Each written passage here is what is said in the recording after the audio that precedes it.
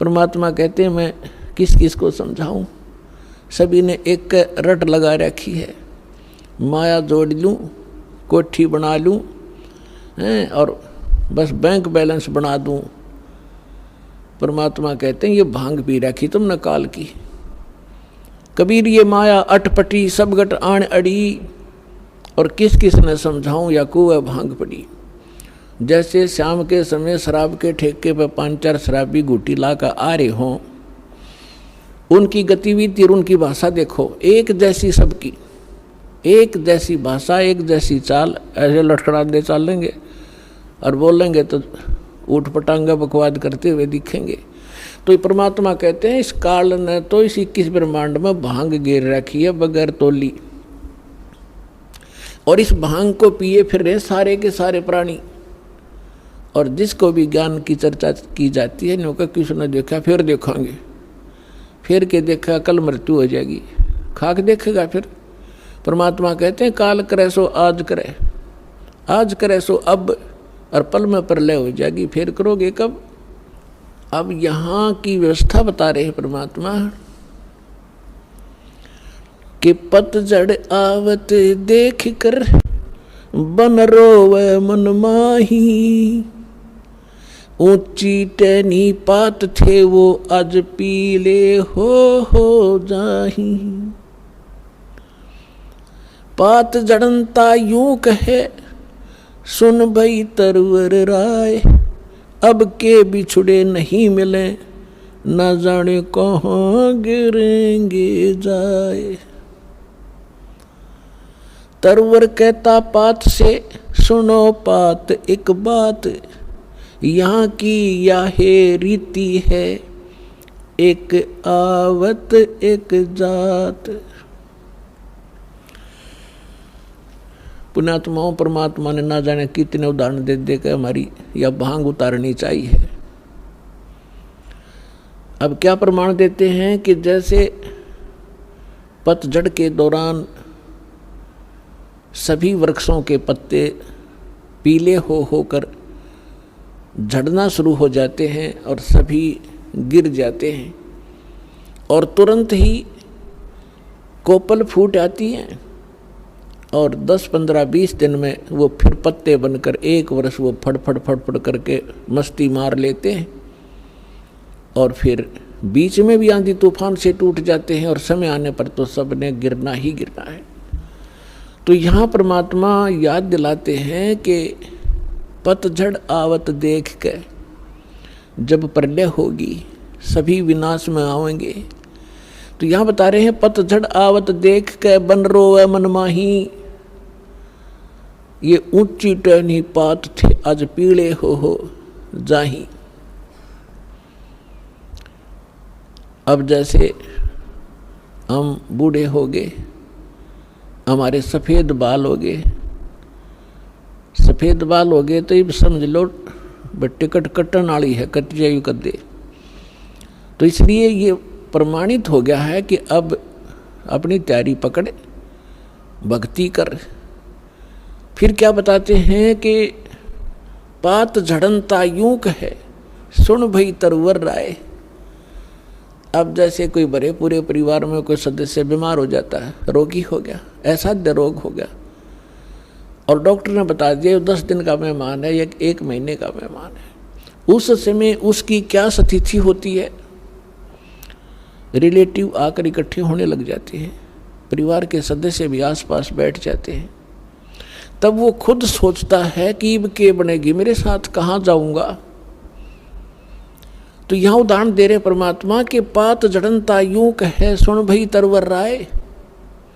हे वृक्ष, यानी वृक्ष समझो एक परिवार, एक पत्ता टूट कर जा रहा है वो सदस्य परिवार का, और वो खुद कह रहा है कि ना जाने कहाँ गिरेंगे जाए, अब के बिछड़े फिर नहीं मिलेंगे, ना जाने कहाँ गिरेंगे जाए। तो फिर जो कुल के लोग बैठे होते हैं वो एक सांत्वना दिलाते हैं, और क्या कहते हैं भाई यहाँ तो सब नहीं मरना है, ना कोई रहा 2 दिन आगे पीछे भी ये तो सब नहीं जाना है, परमात्मा का विधान है, चिंता ना कर, जो होनी थी होगी। बस इतना संतोष देकर हम उसका दिल डांटते हैं। ऐसे ही उदाहरण दे रहे परमात्मा कि वृक्ष कह रहा है,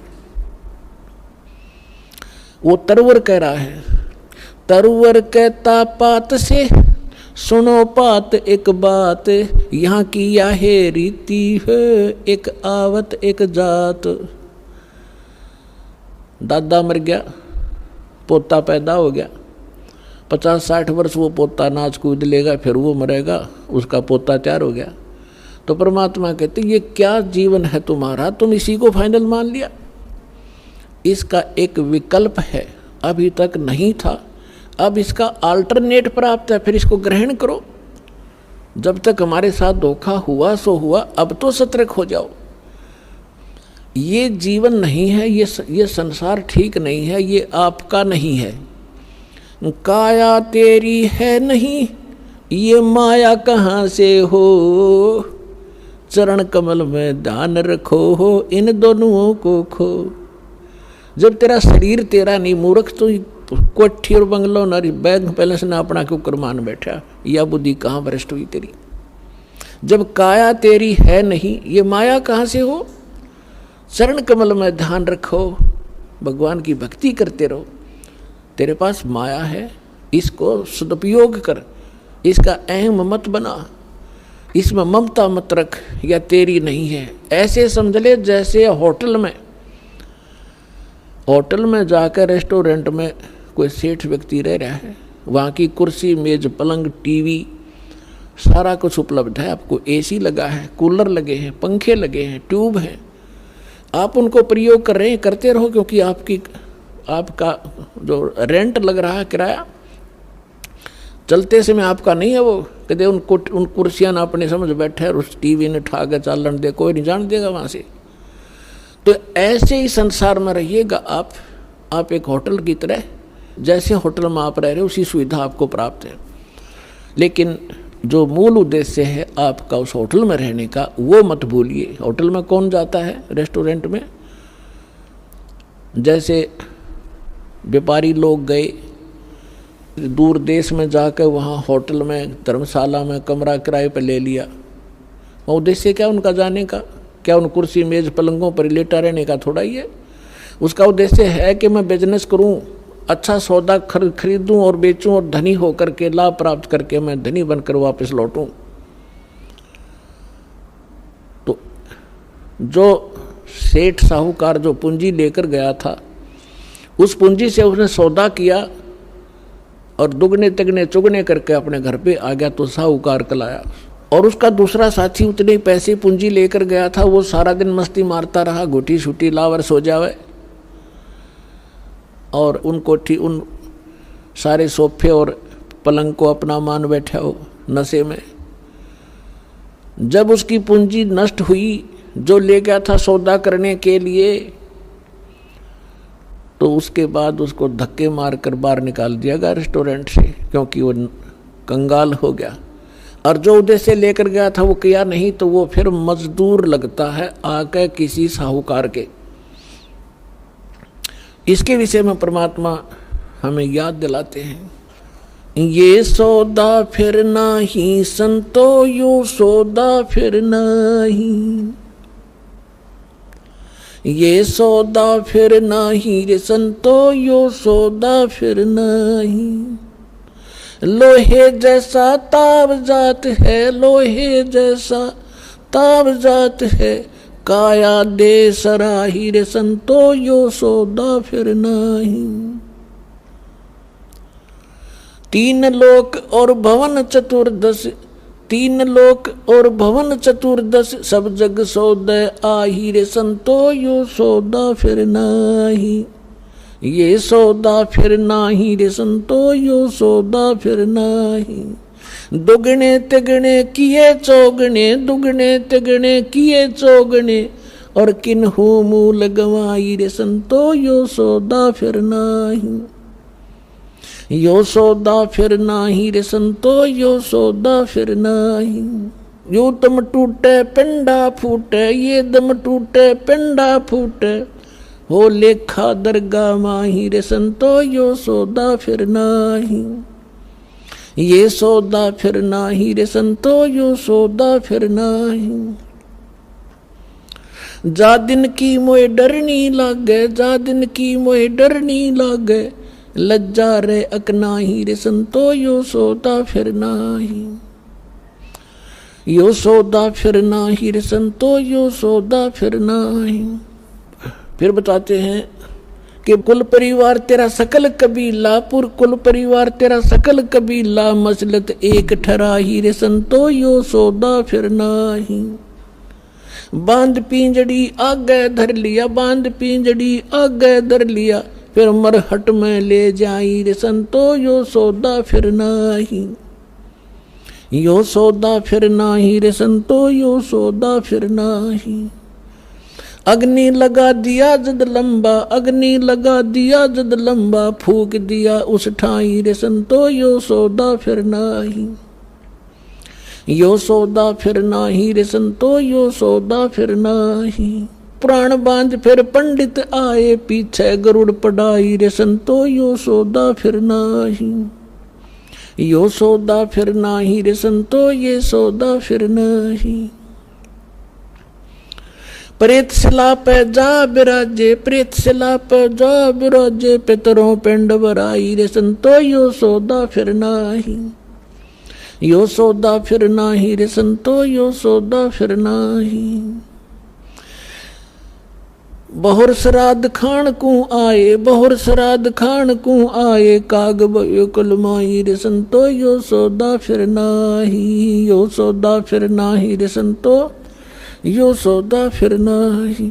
नरसेती तू पशुआ की जय, नरसेती तू पशुआ की जय, रे गद्दा बैल बनाई रे संतो, यो सौदा फिर नाही। यो सौदा फिर नाही रे संतो, यो सौदा फिर नाही। ये 56 भोग कहाँ मन बोरे, 56 भोग कहाँ मन बोरे, कित कुरडी चरणे जाई रे संतो, यो सौदा फिर नाही। यो सौदा फिर नाही रे संतो, यो सौदा फिर नाही। जय सतगुरु की संगत करते, जय सतगुरु की संगत करते, यो सकल कर्म कट जाई रे संतो, यो सौदा फिर नाही। यो सौदा फिर नाही रे संतो, यो सौदा फिर नाही। अमरपुरी पर आसन होते, अमरपुरी पर आसन होते, जहां धूप न छाई रे संतो, यो सौदा फिर नाही। यो सौदा फिर नाही रे संतो, यो सौदा फिर नाही। अपने आत्माओं, इस वचन में अमृतवाणी के अंदर आदरणीय गरीबदास साहिब जी ने परमात्मा की महिमा और इस जीव की दशा बताई है।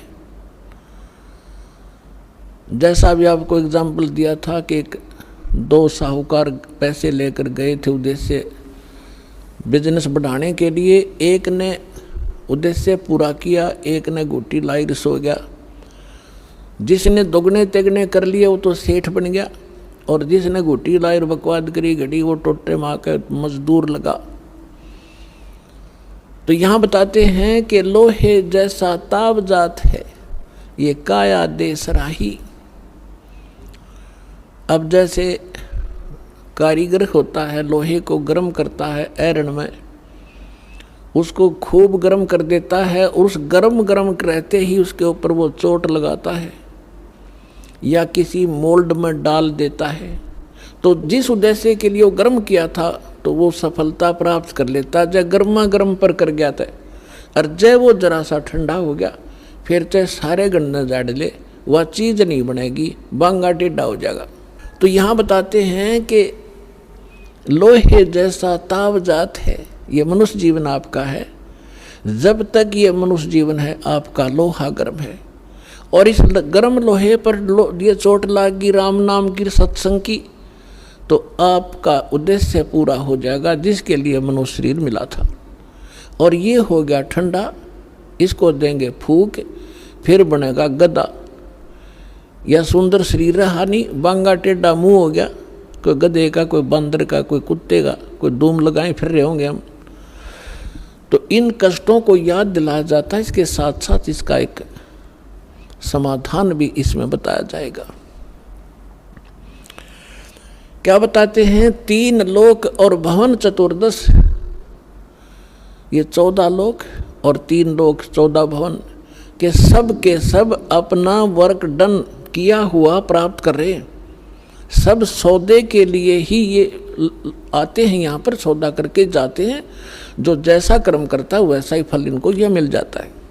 3 लोक और भवन चतुर्दश सब जग सौदे आही, और दोगुने तिगुने करे चौगुने किन्हु मूल गवाई। ये मनुष्य जीवन के श्वास आपकी मूल धन है, ये मूल पूंजी है। जो अच्छी आत्माएं हैं, जो सत्संग में आते हैं, उनको परम संत मिल जाते हैं, शास्त्र उनको साधना प्राप्त हो जाती है, और मर्यादा में रहकर अपने उद्देश्य को ना भूलकर आजीवन भक्ति करते हैं, तो वो दोगुने तिगुने चौगुने कर लेते इस मूल धन के। और जो केवल सारा दिन राजनीति में गुटी सुटी लाई ताश खेले बकवाद घड़ी पेट भरने के लिए धंधे में लागे रहे, बस उसी को फाइनल मान लिया, तो कहते उन्होंने मूल गंवा दिया, वो मूल धन नष्ट कर दिया, मनुष्य जीवन को बर्बाद कर दिया। उसके बाद फिर क्या होगा? कहते हैं ये दम टूटे, श्वास खत्म होंगे, ये शरीर नष्ट हो जाएगा, समाप्त होगा। फिर जीवात्मा तो ऊपर ले जाएंगे पकड़ कर यम के दूत, और पीछे से ये नकली धर्मगुरु हमारे इसकी क्रियाक्रम पर ला देंगे हमने, और वहाँ उसकी दुर्गति हो रही होगी ऊपर, यहाँ हम क्रियाक्रम करके उसकी गति की चिंता कर रहे होते। क्या बताते हैं कि उस दरगाह में मार पड़ेगी, यम पकड़ेंगे बाहीं। जिन्होंने परम संत सतगुरु रूप में प्राप्त नहीं हुए, सत्साधना नहीं की, उनको यम के दूत पकड़ कर ले जाते हैं, और जिनको संत मिल गए सत्साधना कर रहे हैं, उनको यम के दूत नहीं ले जाते, उनको जहाज में बिठाकर भगवान ले जाता है। कबीर साहब कहते हैं आए हैं सो जावेंगे ये राजा रंग फकीरे, एक सिंहासन चढ़ चले एक जूड़े जात जंजीरे। आने और जाने में बहुत अंतर रहेगा। कबीर साहब कहते हैं जो जन्मे हैं वो मृत्यु तो होगी। आए हैं सो जावेंगे राजा रंग फकीर, लेकिन राजा रंग जो भक्ति नहीं करते और फकीर साधक जो संत कर भक्ति करता है, उनके जाने में बहुत अंतर होगा। एक तो सिंहासन चढ़ चले विमान में बैठ कर जाएंगे, और एक बांध के ले जाएंगे जिनको यम के दूत, तो बहुत अंतर हो गया। अब क्या बताते हैं कि कुल परिवार तेरा सकल कबीला मसलत एक ठहराई। जब आपका शरीर पूरा हो जाएगा, श्वास छूट जाएंगे, जीव निकल जाएगा, तो आपके अंतिम संस्कार के लिए आपके कुल के लोग तुरंत एक राय कर लेंगे, उठाओ जल्दी और फूको, फाइनल करो इसको। कुल परिवार तेरा सकल कबीला मसलत एक ठहराई, सब ने एक सलाह बना ली, और बांध पिंजड़ी आगे धर लिया मरघट में ले जाई। अग्नि लगा दिया जद लंबा फूक दिया उस ठाई। अब शरीर का तो कर दिया काम। अब क्या शुरुआत की? गुरुजी आए, कहते हैं पुराण उठा के, फिर पंडित आए, कहते गुरु पुराण का पाठ कराओ इसका। परमात्मा कहते हैं जीव चला गया, माटी फूक दी, अब क्या रहेगा तुम्हारे पल्ले? अब गुरुड़ पुराण का पाठ कराते हो, उसको कौन सुनेगा? थारे गुरुड़ पुराण ने। और क्या लिखा उस गुरुड़ पुराण के अंदर? गुरुड़ पुराण को अगर पढ़ाना था तो उसके जीते जी पढ़ाना चाहिए था। जैसे गुरुड़ पुराण के अंदर लिखा हुआ है कि जब ये प्राणी शरीर छोड़कर जाता है, और जिसने भक्ति नहीं की होती, दान धर्म नहीं कर रखा है, यम के दूत पकड़ कर ले जाते हैं, और आगे फिर उसको भंडारे चल रहे होते हैं, और उसको नंगे पैरों घसीट कर ले जाते हैं। उसको भूख लगी है, प्यास लगी है, और वो देखता है सामने, और यमदूतों से कहता है मुझे खाना खा लेने दो। वो कहते हैं नहीं, तेरे लिए अलाउड नहीं है, पहले धर्मराज के पास चल, फिर पूछेंगे अगला तेरा क्या हिसाब किताब करना उन्होंने। तो ऐसी दुर्गति होती है। फिर गुरुड़ पुराण में बताया जाता है जिसने ऐसे कर्म किए उसका हाथ कटा, जो ऐसे कर्म करता वो अंधा होता है, जो ऐसे कर्म करता है उसको उसका बेटा मर जाता है। तो परमात्मा कबीर जी कहते हैं कि तुमने वो गुरुड़ पुराण उसको पहले पढ़ाना चाहिए था, ताकि वो बुराइयां बचता और पाप कम करता, भगवान भज लेता, डरता। अब वो गदा बनने की तैयारी करे, तुम गुरुड़ पुराण पढ़ाने लग रहे हो वहाँ पर। सारे उल्टी रीति। अब क्या बताते हैं परमात्मा कि प्रेत सला पर जा बिराजे पितरों पिंड भराई और बोर श्राद्ध खान को आई फिर काग भय कलमाही। अपना आत्माओं इन हमारे धर्म गुरुओं ने हमारे को सारी उल्टी पढ़ाई पढ़ा रखी है, जो कति हमारे भट्ठा बठान की। इन्होंने सदग्रंथ भी ढंग से नहीं समझे। अब देखो हमारे सदग्रंथ क्या है, जैसे जंगल है वन, और वन के अंदर हर तरह के पौधे होते हैं, हर तरह की बूटियां होती हैं, जो उसमें सबका वर्णन है, सबकी। जैसे कोई औषधियों की बुक है, उसमें प्रत्येक बूटी का डिफाइन कर रखा है, ये इसका ऐसा रंग है, ऐसे पत्ते हैं, इतनी हाइट होती है उसको, वो और काम किस में आती है वो भी लिखा होता है। तो उसमें ऐसी जड़ी बूटियाँ भी होती हैं जो हानिकारक भी होती हैं। तो इन्होंने हानिकारक सेलेक्ट कर रखी है इन ग्रंथों से, और इनमें और भी वर्णन कर रखा है कि ऐसा करने से सारा काम निमट जाएगा। वो उन्होंने हमारे को नहीं दिया, और वो अब हम ये दास देने जा रहा है आपको, पूरे समाज को, ये ग्रहण करो। जो शास्त्र अनुकूल साधना है, तुम्हारा भविष्य ठीक होगा। और यहाँ से जब जाओगे परमात्मा के विमान में बैठ कर जाओगे, ऐसी साधना दास आपको बता रहा है।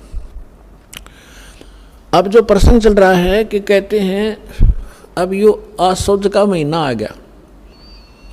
इस आसौज के महीने में इन्होंने 16 दिन सेलेक्ट कर रखे। 16 दिन सेलेक्ट कर लिए, मौज से लेकर पूर्णमासी तक। अमावस्या भी साथ ले लेंगे और पूर्णमासी। इन दिनों में तो इन्होंने ऐसे बना रखे महीने कि इन्हीं दिनों में कोई आठम ने, कोई छठने, कोई सातम और दूज ने, पहले प्रथम ने, कोई ना कोई किसी तिथि को तो मरेगा, किसी महीने मरो। वो सिलेक्ट कर लेते हैं कि तेरा पिता आठम न मरा था, तो आज सोच लागते ही आठम ने तना अपने पिता का श्राद्ध करना पड़ेगा। क्यों करना पड़ेगा? कि स्वर्ग में भूखा बैठा है। सारा भले आदमियों, वो स्वर्ग भी किसने बना दिया जिसमें पानी मिलता ना रोटी मिलती। नो कहो नरक में जा लिया।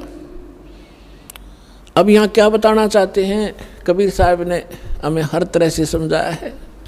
रे भोली सी दुनिया सतगुरु बेन कैसे सरिया, रे भोली सी दुनिया सतगुरु बेन कैसे सरिया।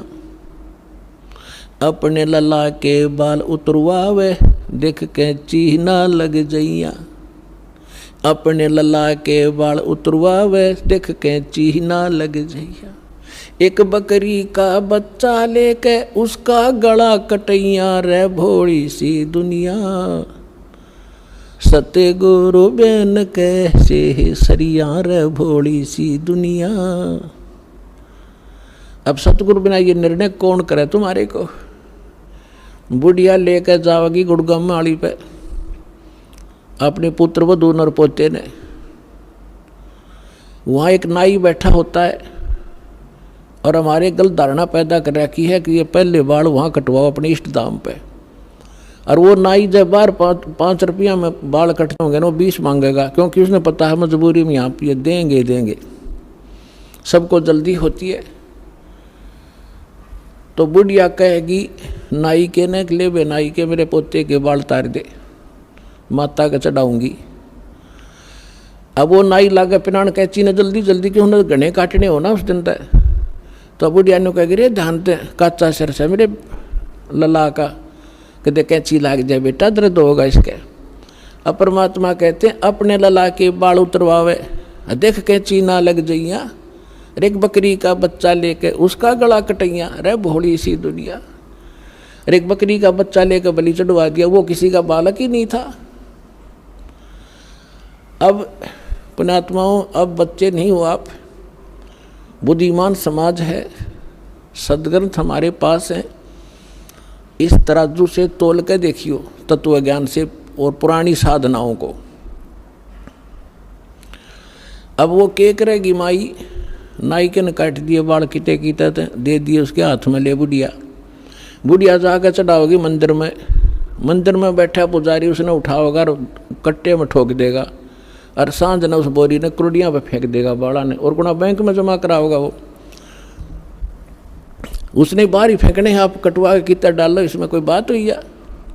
तो ये हमारे को डर पैदा कर रखा था। कहते देवी रूठ जा, तुम्हारा ईष्ट रुष्ट हो जा।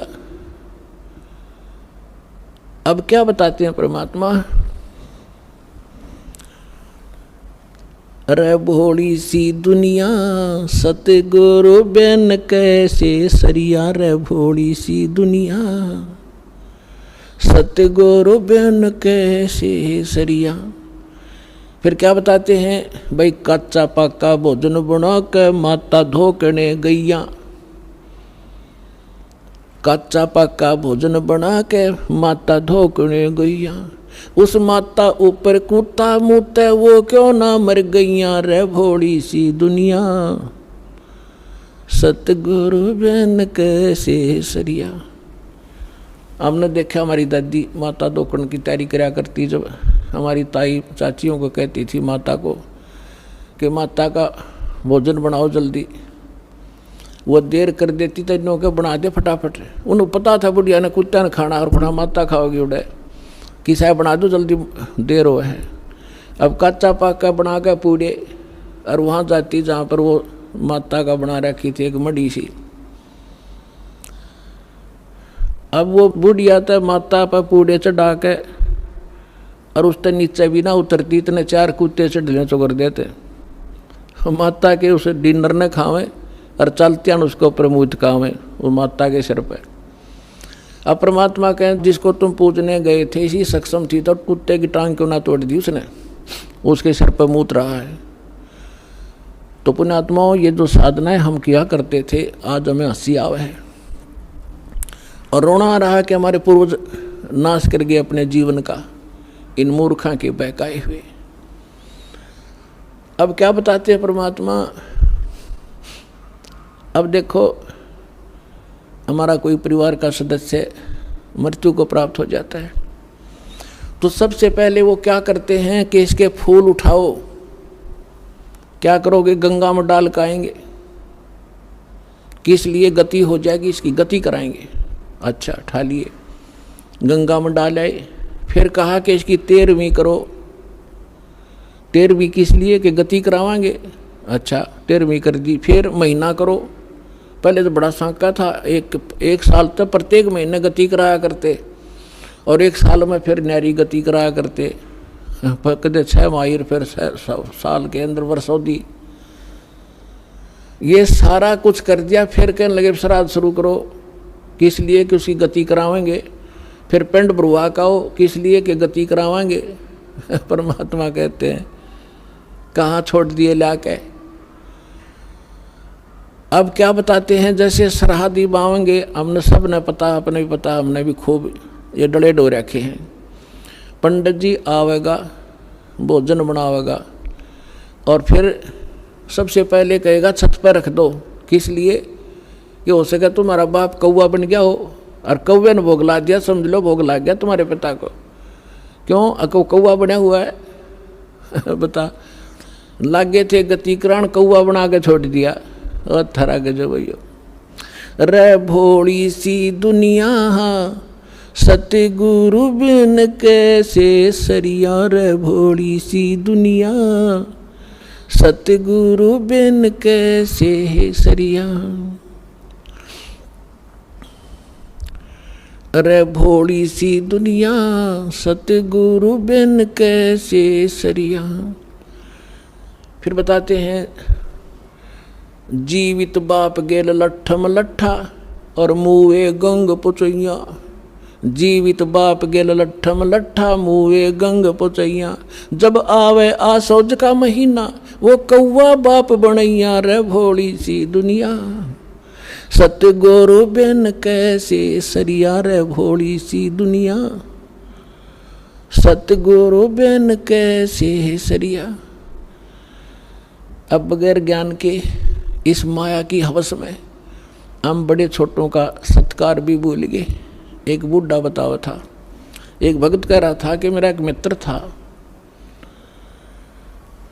वो मैं भी रिटायर हो गया और वो भी रिटायर हो गया। एक दिन मुझे बैंक में मिल गया वो, बैंक में से उसने 8-10 हज़ार रुपये मिले पेंशन के, और उसके साथ मैंने उसको राम रमी करी। उसकी पुत्र वधू साथ थी। वह ने बोली ला दादा ये पीछे मैंने दे दे, खो देगा कि तरह हम लकड़ी जाएंगे तेरे पे। वो 10 के 10 हज़ार बूढ़े तीन दे दिए, और ने बोले हम जाओ बाजार में कोई सामान ले आवेंगे, उस तीन दे दिए 10 रुपये, रिक्शा में बैठ के घर चला जाइए। अब वो कहने लगा भाई या कौन थी, बोला छोरे की बहू थी। और बोला ठीक से, बोला खाक ठीक सू, आज मैंने पैसे दिए ले ले, मैं चाह न भी तरसूँ सारा दिन इनके मुंह तरफ देखता हूँ, ईसा ठीक सू मैं। तो पुणात्मा परमात्मा कहते जीवित बाप का तो कदर नहीं, और मरे पाछे इनके बकाए हुए नो का गंगा में डाल कहोगे गति हो जाएगी। गंगा में डालने तक गति होगी इनकी। फूक फाक दिया, राख बना दी उसने, कीता फेंक दो उठा के।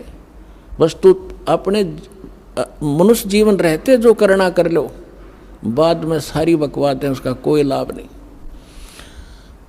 क्योंकि इन्होंने इस सारी साधनाओं को बिगाड़ दिया। जो कुछ उस जीव को लाभ होना था जीवित समय में, जो विशेष लाभ होना जीवित समय में होना है, मृत्यु के उपरांत जो साधना वो करवाते हैं ना, मृत्यु के उपरांत उसकी गति करा देंगे। आज तक तो किसी गति हुई नहीं। और जिनके जो पितृ दोष हैं, जो आपके ऊपर कोई बाधाएं हैं, अब आपको ऐसे मंत्र आपके माध्यम से ऐसे पुनर्वर्तमान में कराए जाएंगे कि उनका भी छुटकारा हो जाएगा। आपकी अगली पिछली आने वाली पीढ़ियां सभी का उद्धार हो जाएगा। ये पुराना जो लोक वेद है उसके आधार से कुछ भी साधना आप नहीं करोगे, इसको त्याग दो। अब क्या बताना चाहते हैं कि जय सतगुरु की संगत करते ये सकल कर्म कट जाई, अमरपुरी पर आसन होते जो हो धूप ना छाई। गरीबदास साहिब जी ने बताया है कि यदि सतगुरु की शरण मिल जाती तो ना तो आप प्रेत बनते और ना ही पिंड भरवान की आवश्यकता पड़ती। और क्या बताते हैं, जो साधना ये किया करते थे उसका रिजल्ट क्या होता था। भूत जुनी जा छूटत है पिंड दान करते, गरीबदास जिंदा कहे भाई ने नहीं मिले भगवंते।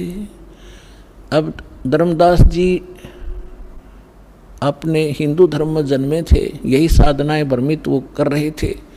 तो परमात्मा ने उनको समझाया था कि जो तुम पिंड दान करते हो उससे भूत जूनी छूट सकती है, लेकिन भगवान नहीं मिल सकता। अब भूत जूनी छूट गई और गधा योनी पक मिल गई तो खाक गति कराई। बस न्यो कहें कि हमारा पीछा छूट गया। बाबू से जा करता, पिताजी घना दुखी करे था। भगत आते हैं, कहते हैं मेरी माँ मर गई, मेरी बहन को दुखी कर रही है। अब वो अंडे धके खाती हुआ कितन की तो प्रवेश करे, पर परेशान खुद भी हो रही, ज्ञान उसको है नहीं। तो अब हम जो साधना बताएंगे उन आपके पितरों का भी कल्याण हो जाएगा और आप भी सुखी हो जाओगे, वो भी भाग जाएंगे, उनका कल्याण हो जाएगा, यानी छूट जाएंगे, आपसे दूर भाग जाएंगे और उनको मानव शरीर प्राप्त हो जाएगा। जो साधना दास आपको बताने जा रहा है, इससे सारा ही कल्याण होगा। एक के साथ दे सब सदै, एक ही साधना से सर्व सुख।